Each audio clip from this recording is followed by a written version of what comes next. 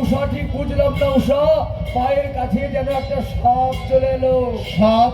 হ্যাঁ হ্যাঁ, সাপই তোমার প্রাপ্য। অনিরুদ্ধ, তুমি বহু সাধনায় প্রাপ্ত নৃত্য কলার অবমাননা করেছ। যাও, স্বর্গবাসের কোনো অধিকার তোমার নেই। তোমাকে নির্বাসিত করা হবে মর্ত্যলোকে। না না প্রভু, আমি ওর হয়ে মার্জনা চাইছি প্রভু, এমন অভিশাপ দেবেন না প্রভু।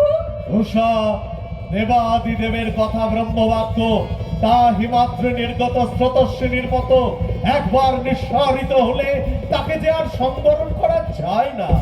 বেশ, তাই যদি হয় তাহলে এই স্বর্গ ছেড়ে আমিও যাব মর্ত্যধামে। না না উষা, তাই কি হয় উষা? তাই হয় না, তাই হয়। পতি বিনা সতীর জীবন যে বৃথা।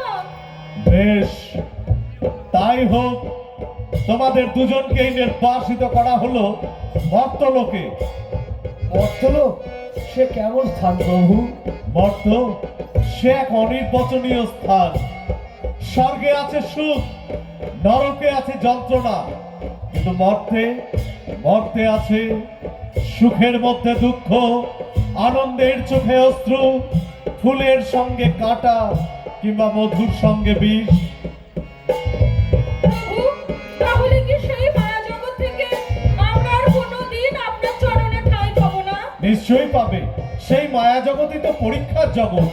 মর্ত্যলোকই তো স্থির করে কার ঠাঁই স্বর্গে, কার গন্তব্য নরকে। পবিত্র জীবন ধর্ম পালন করে যদি মানব সেবায় নিজেদের উৎসর্গিত করতে পারো, তাহলে আবার ফিরে আসবে আমার কাছে। প্রভু, আশীর্বাদ করুন, আপনার চরণ গিয়ে যেন আবার ফিরে আসতে পারি আপনার চরণে। যাও উষা, তুমি বেহুলা হয়ে জন্মাবে সাইবেনের কন্যা রূপে।